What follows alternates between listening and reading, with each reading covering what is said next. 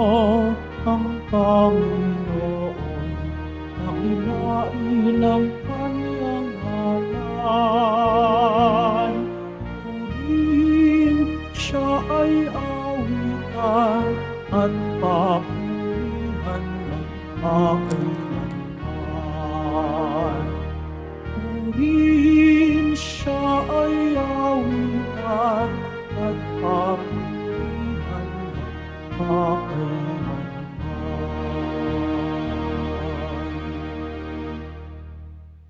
Sa ngalan ng Ama at ng Anak at ng Espiritu Santo, Amen. sumainyo ang Panginoon. At sumayo rin. Mga kapatid, aminin po natin ang ating mga kasalanan upang marapat tayong gumanap sa banal na pagdiriwang. Inaamin ko Sa makapangyarihang Diyos at sa inyo mga kapatid, na lubha akong nagkasala sa isip, sa salita at sa gawa, at sa aking pagkukulang. Kaya isinasamo ko sa mahal na Berheng Maria, sa lahat ng mga anghel at mga banal, at sa inyo mga kapatid, na ako'y ipanalangin sa Panginoong ating Diyos. kaawaan tayo ng makapangyarihan Diyos, patawarin tayo sa ating mga kasalanan at patnubayan tayo sa buhay na walang hanggan. Amen. Panginoon, kaawaan mo kami. Panginoon, kaawaan mo kami. Kristo, kaawaan mo kami. Kristo, kaawaan mo kami. Panginoon, kaawaan mo kami. Panginoon, kaawaan mo kami. Manalangin tayo.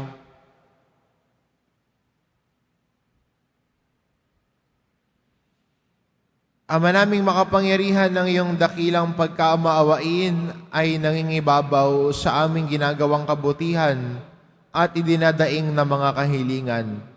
Ang kagandahang loob mo sa amin ay gawin mong mag-umapaw upang ang kasalanang ipinangangambang ihingi ng kapatawaran ng budhi naming takot na ikaw ay lapitan ay iyong patawarin ng lubusan at ang iyong ipinag-aalangan naming hilingin sa pagdarasal ay iyong pagbigyang aming makamtan sa pamamagitan ni Hesukristo kasama ng Espiritu Santo magpa sa walang hanggan. Amen. Magsiupo po ang lahat. Pagbasa mula sa sulat ni Apostol San Pablo sa mga taga-Galasya. Mga kapatid, makalipas ang 14 na taon, muli akong pumunta sa Jerusalem na kasama sina Bernabe at Tito. Nagbalik ako sapagat ipinaalam sa akin ng Diyos na dapat akong pumaroon. Nakipagpulong ako ng sarilinan sa mga pangunahin ng simbahan at ipinaliwanag ko sa kanila ang mabuting balita ng kaligtasan na ipinangangaral ko sa mga hentil. Ginawa ko ito sapagat ayokong mawalan ng kabuluhan ang aking pagpapagal sa nakaraan at sa kasalukuyan. Sa halip, kinilala nilang ako'y hinirang ng Diyos upang mangaral ng mabuting balita ng kaligtasan sa mga hentil. Tulad din ng pagkahirang kay Pedro upang mangaral ng mabuting balita ng kaligtasan sa mga Hudyo. Ang Diyos ang humirang kay Pedro bilang apostol sa mga Hudyo, ang siya ring humirang sa akin bilang apostol sa mga hentil. Nabatid din na Santiago, Pedro at Juan, mga kilalang haligi ng simbahan, na ang Diyos ang siyang nagbigay sa akin ng tanging kaloob na ito. Kaya't kami ni Bernabe, tinanggap nila bilang mga kamanggagawa. Pinagkasunduan namin na kami sa mga hintil at sa mga Hudyo naman sila. Ang hiling lamang nila ay huwag naming pababayaan ang mga dukha na talaga namang pinagsisikapan kong gawin. Nang si Pedro ay nasa Antioquia, Hayagan kong sinabi sa kanyang mali ang kanyang ginagawa. Sapagkat noong hindi pa dumarating ang ilang lalaking pinaparoon ni Santiago, sila'y sumasalo sa mga hentil. Subalit, nang dumating ang mga iyon, sila'y lumayo at hindi na nakisalo sa kanila dahil sa takot sa pangkat ng mga Hudyo. At gumaya rin sa kanya ang ibang mga kapatid doon na mga Hudyo. Pati na si Bernabe natangay sa kanilang pagkukunwari. Nang makita kong hindi nila sila namumuhay ayon sa tunay na diwa ng mabuting balita, sinabi ko kay Pedro sa harapan nilang lahat, kung ikaw na isang Hudyo ay namumuhay na parang hentil at di bilang isang Hudyo, paano mo mapipilit ang mga hentil na mamuhay na gaya ng mga Hudyo? Ang salita ng Diyos. Salamat sa Diyos. Humayot dalhin sa tanan, mabuting balitang aral.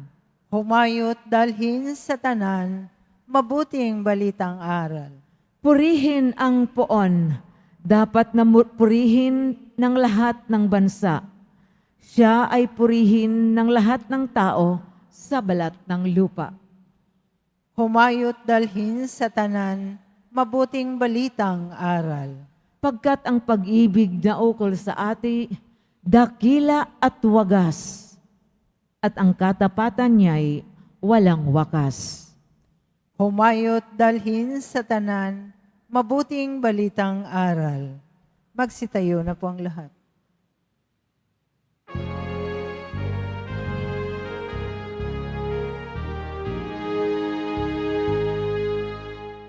Hallelujah, hallelujah, hallelujah,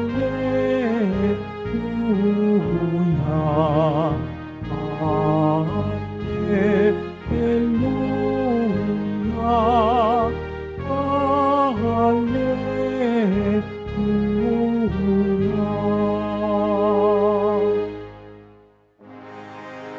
Espiritu ng Diyos Anak, ang siyang ating tinatanggap,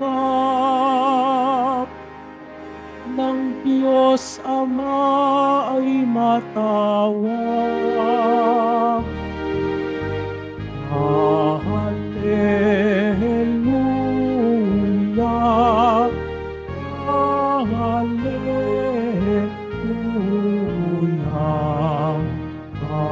hallelujah.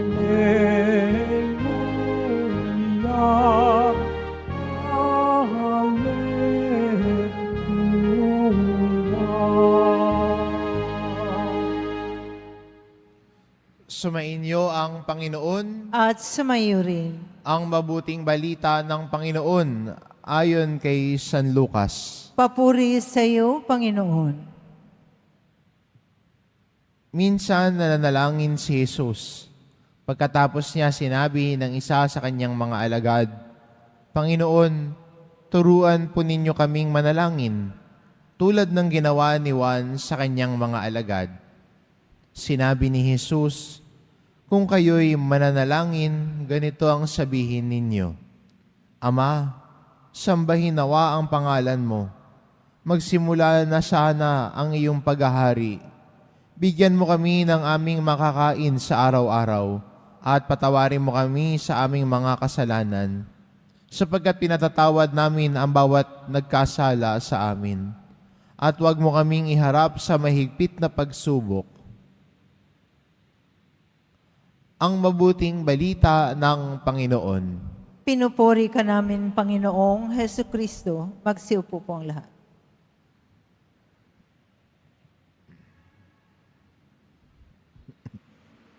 Si Jesus sa ating ebanghelyo ay pinakiusapan ng kanyang mga alagad turuan silang manalangin.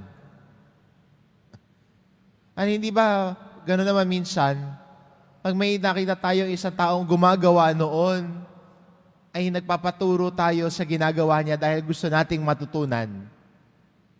Bakit gusto nating matutunan? Dahil gusto nating tularan. Sa ating ebanghelyo, hiniling ng mga alagad kay Jesus na turuan silang manalangin dahil nakikita nila si Jesus na nanalangin.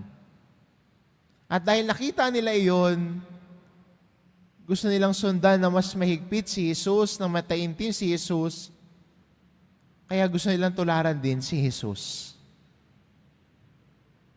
Kaya tinanong nila si Jesus, turuan niyo po kaming manalangin. At sa ating ebanghelyo, binigkas ni Jesus ang kilala nating panalangin, ang Ama namin. At para sa isang deboto, sagrado sa kanya ang panalangin. Lalo na sa deboto ng mahal na pong Jesus Nazareno. Pag kumanta ng Ama namin, ako sabay-sabay ho yan. Kaya tuwing Biyernes, umaawit tayo ng Ama namin. At napakagandang pakinggan ng lahat ng nagsisimba, umaawit, tumatawag sa Ama na minamahal. Ama na tinuturo ni Jesus. Ama na pinapakilala ni Jesus sa atin. Kaya bilang isang pamayanan, sana'y tayo'y pamayanan na nananalangin. A community that prays. Yung nagdadasal. At mataimtim na nagdadasal.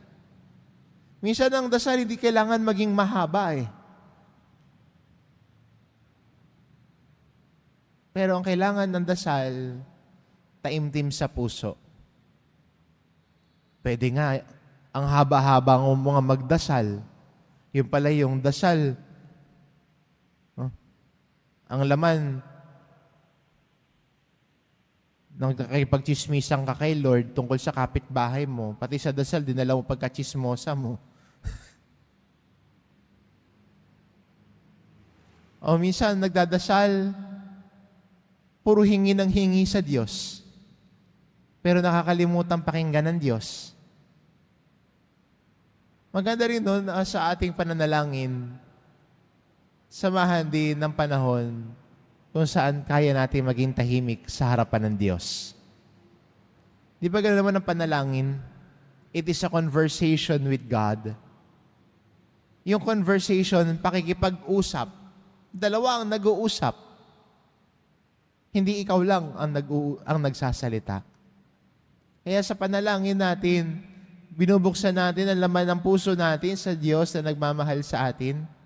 At ganoon din, may panahon din tayo ng katahimikan para pakinggan ang tinig ng Diyos. In silence, God speaks to us. At yan ho ang panalangin. Pakikipag-usap sa Diyos, pakikipag-usap sa Ama na nagmamahal at nagpapakilala sa atin. Si Jesus sa ating ebanghelyo, ipinakilala sino ang Ama. Na Ama na pwedeng lapitan, Ama na nagmamahal, Ama na nagbibigay ng ating kakanin sa araw-araw, Ama na nagpapatawad sa atin, Amang nag-aadya sa atin. Pinakilala ni Jesus sino ang Ama nang tayo ay makalapit sa Kanya. Kaya maganda rin imbitasyon sa atin sa pamamagitan ng ating pananalangin. Huwag tayo matakot lumapit sa Diyos na nagmamahal, pumapatnubay, nagpapatawad, at nagtatanggol sa atin. Amen.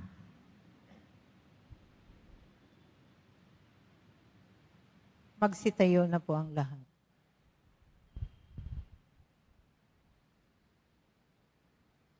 Minamahal ko mga kapatid, manalangin tayo sa Amang nasa langit na mayroong ganap na pananalig sa Kanya. Ang ating itugon, Ama, bigyan mo kami ng makakain sa araw-araw. Ama, bigyan mo kami ng makakain sa araw-araw. Ang simbahan sa buong daigdig naway magpahayag ng malalim na pananalig sa pagdating ng kaharian ng pag-ibig, katarungan at kapayapaan ng Ama. Manalangin tayo. Ama, bigyan mo kami ng makakain sa araw-araw. Sa gitna ng mga pagsubok sa buhay, naway patuloy tayong nagdarasal at hindi magpadaig sa anumang tukso. Manalangin tayo. Ama, bigyan mo kami ng makakain sa araw-araw. Tayo naway magkaroon ng sapat na makakain sa araw-araw na pangangailangan at magkaroon ng dakilang puso upang patawarin ang ating mga kaaway. Manalangin tayo. Ama, bigyan mo kami ng makakain sa araw-araw. Ang mga may sakit at ang mga nakakaranas ng paghihirap sa buhay, naway matulungan ang kanilang kapwa sa pagpapasa ng kanilang krus. Manalangin tayo. Ama, bigyan mo kami ng makakain sa araw-araw. Ang mga yumao, naway makita ang Panginoon ng harapan sa kanyang walang hanggang tahanan sa paraiso. Manalangin tayo. Ama, bigyan mo kami ng makakain sa araw-araw. Ama naming nasa langit, pinasasalamatan ka namin sa iyong pakikinig sa aming mga panalangin. Tulungan ninyo kaming manalig palagi sa inyong pagmamahal at tanggapin ang inyong kalooban sa aming buhay. Hinihiling namin ito sa pamamagitan ni Kristong aming Panginoon. Amen. Magsiupo po ang lahat.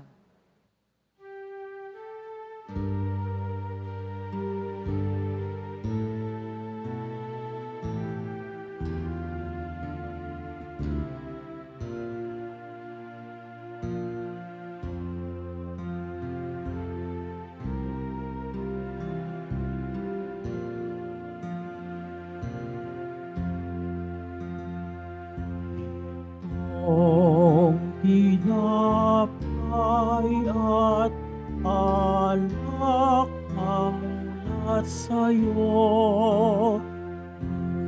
muling ihain sa kabutihan mo.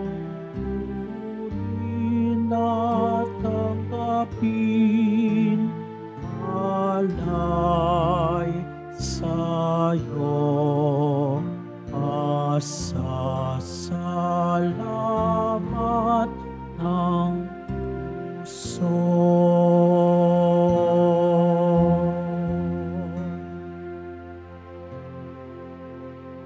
Magsitayo na po ang lahat. Manalangin kayo mga kapatid, upang ang paghahain natin ay kalugdan ng Diyos amang makapangyarihan. Tanggapin nawa ng Panginoon itong paghahain sa iyong mga kamay, sa kapurihan niya at karangalan sa ating kapakinabangan at sa buong sambayanan niyang banal. Ama naming lumikha, tanggapin mo ang paghahain ng mga alay ng iyong inihabilin at sa pagdiriwang ng dapat naming ganapin ang kabanalan ng iyong pagliligtas naway sumaamin. Sa pamamagitan ni Hesukristo, kasama ng Espiritu Santo, magpa sa walang hanggan. Amen. Sumainyo ang Panginoon. At sumayo rin. Itaas sa Diyos ang inyong puso at diwa. Itinaas na namin sa Panginoon. Pasalamatan natin ang Panginoong ating Diyos. Marapat na siya ay pasalamatan. Ama naming makapangyarihan, tunay ang marapat na ikaw ay aming pasalamatan. Ikinalugod mong likain ang sanlibutan na iyong pinagbabago at idinarangal sa pamamagitan ng iyong anak na kinalulugdan. Kaya't utang na loob ng iyong mga itinatangi at ng mga banal na kapiling mong lagi ang iyong paggiliw at pagkakandili. Kaya kaisa ng mga anghel na nagsisiawit ng papuri sa iyo nang walang humpay sa kalangitan, kami nagbubunyi sa iyong kadakilaan. Santo, Santo, Santo, Panginoong Diyos ng mga hukbo, napupuno ang langit at lupa ng kadakilaan mo, hosana sa kaitaasan. Pinagpalang na paririto sa ngalan ng Panginoon, hosana sa kaitaasan. Magsiluhod po ang lahat. Ama naming banal, ikaw ang bukal ng tanang kabanalan, kaya't sa pamamagitan ng iyong Espiritu, gawin mo ang banal ang kaloob na ito upang para sa amin maging katawan at dugo ng aming Panginoong Kristo. Bago niya pinagtiis ang kusang loob na maging handog, hinawakan niya ang tinapay, pinasalamatan kanya. Pinagati-hati niya iyon, iniabot sa kanyang mga alagad at sinabi, "Tanggapin ninyong lahat ito at kanin. Ito ang aking katawan na ihahandog para sa inyo."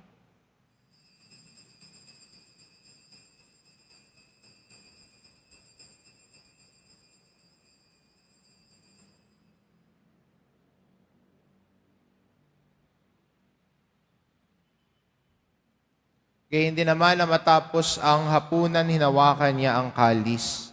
Muli kanyang pinasalamatan. Iniabot niya ang kalis sa kanyang mga alagad at sinabi, "Tanggapin ninyong lahat ito at inumin. Ito ang kalis ng aking dugo ng bago't walang hanggang tipan. Ang aking dugo na ibubuhos para sa inyo at para sa lahat, sa ikapagpapatawad ng mga kasalanan. Gawin ninyo ito sa pag-alala sa akin."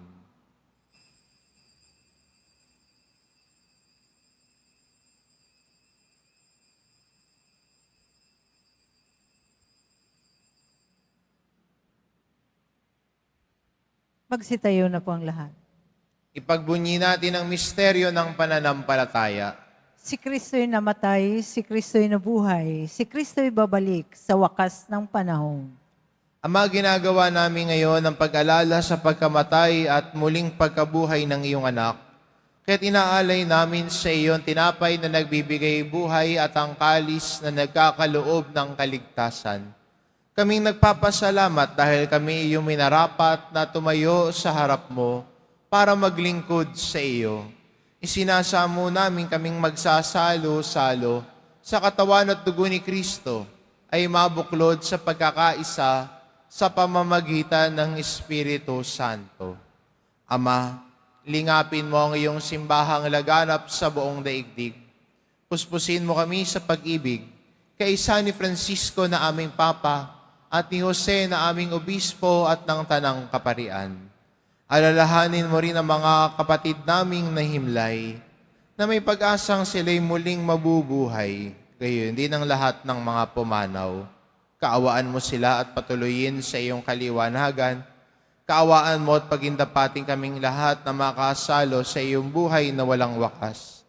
Kaisa na mahal na Birheng Maria na ina ng Diyos, ng kabiyak ng puso niyang si San Jose, kaisa na mga apostol at ng lahat ng mga banal na namuhay dito sa daigdig ng kalugod-lugod sa iyo, maipagdiwang nawa namin ang pagpupuri sa ikararangal mo sa pamamagitan ng iyong anak na aming Panginoong Heso Kristo. Sa pamamagitan ni Kristo, kasama niya at sa Kanya, ang lahat ng parangal at papuri ay sa iyo, Diyos amang makapangyarihan, kasama ng Espiritu Santo, magpa sa walang hanggan. Amen. Sa tagubilin ng mga nakagagaling na utos at turo ni Jesus, na Panginoon natin at Diyos, ipahayag po natin ng lakas loob. Ama namin, sumasalangit ka, sambahin ang ngalan mo. Mapasa amin ang kaharian mo, sundin ang loob mo dito sa lupa para nang sa langit. Bigyan mo kami ngayon ng aming kakanin sa araw-araw at patawarin mo kami sa aming mga sala para ng pagpapatawad namin sa nagkakasala sa amin. At huwag mo kaming ipahintulot sa tukso at iadya mo kami sa lahat ng masama. Hinihiling namin kami adya sa lahat ng masama pagkalooban ng kapayapaan araw-araw. Iligtas sa kasalanan at ilayo sa lahat ng kapahamakan. samantalang aming pinananabikan ng dakilang araw ng pagpapahayag ng tagapagligtas naming si Hesu Kristo. Sapagkat iyo ang kaharian at ang kapangyarihan at ang kapurihan magpakailanman. Amen. Panginoong Kristo, sinabi mo sa iyong mga apostol, kapayapaan ang iniiwan ko sa inyo, ang aking kapayapaan ang ibinibigay ko sa inyo. Tunghayan mo ang aming pananampalataya at huwag ang aming pagkakasala. Pagkalooban mo kami ng kapayapaan at pagkakaisa. Ayon sa iyong kalooban, kasama ng Espiritu Santo, magpa sa walang hanggan. Amen. Ang kapayapaan ng Panginoon ay laging sumainyo. At sumayo rin. Magbigayan kayo ng kapayapaan sa isa't isa. Kordero ng Diyos na nag-aalis ng mga kasalanan ng sanlibutan, maawa ka sa amin. Kordero ng Diyos na nag-aalis ng mga kasalanan ng sanlibutan, maawa ka sa amin. Kordero ng Diyos na nag-aalis ng mga kasalanan ng sanlibutan, ipagkaloob mo sa amin ang kapayapaan. Magsiluhod po ang lahat.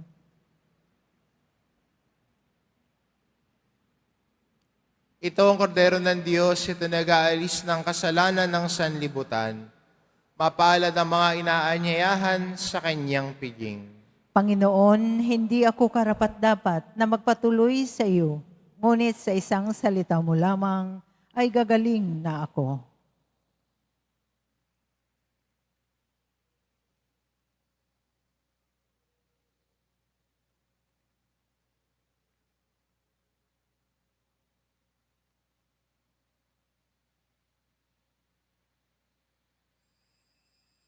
Para sa lahat ng tatanggap ng banal na komunyon, sasagot po tayo ng Amen pagkasabi ng pariyo ng lay minister ng katawan ni Kristo at isubo agad sa bibig bago umalis sa harapan ng pariyo ng lay minister. Sumunod po tayo.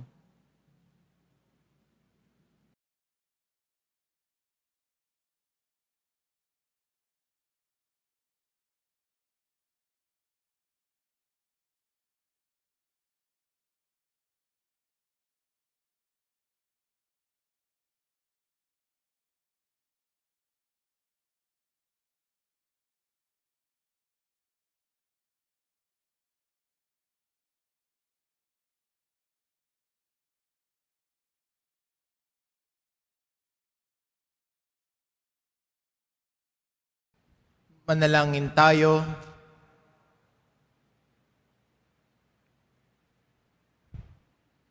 Ama namin mapagmahal, ipagkaloob mong sa pagsasalo namin sa pagkait inuming banal, kami ay maging katawan ni Kristo na aming pinakinabangan sa pamamagitan niya kasama ng Espiritu Santo magpa sa walang hanggan. Amen. Sumainyo ang Panginoon. At sumayo rin. Mahal na pong Isus Nazareno, inihayag mo sa pamamagitan ng krus ang walang maliw na pag-ibig ng Diyos sa sangkatauhan. Pakinggan mo ang kahilingan ng iyong angkan na nagsusumamo sa iyo. Makamtanawa nila ang iyong katugunan at tanggapin ang kasagutan na may utang na loob na tinatanaw. Basbasan din po ninyo ang mga may daladala nilang imahen at dasalan.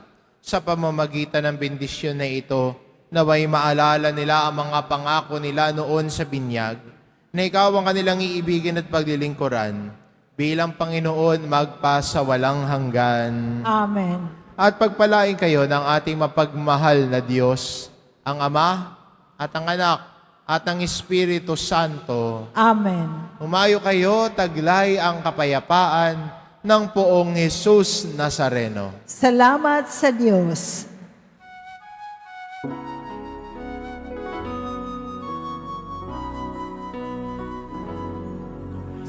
Padre Jesus Nazareno, sinasamba ka namin.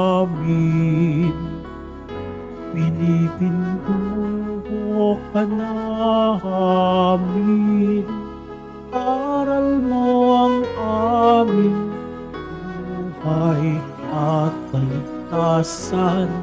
Basta Padre Jesus Nazareno, iligtas mo kami sa kasalanan. Ang krus mong kinamatayan ay sagisag ng aming kaligtasan.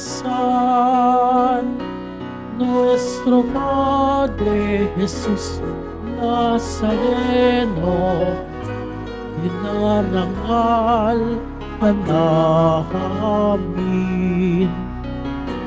Nuestro Padre Jesus Nazareno, niluwalhati ka namin. Nuestro Padre Jesus Nazareno, dinarangal ka namin. Nuestro Padre Jesus Nazareno, niluwalhati ka namin.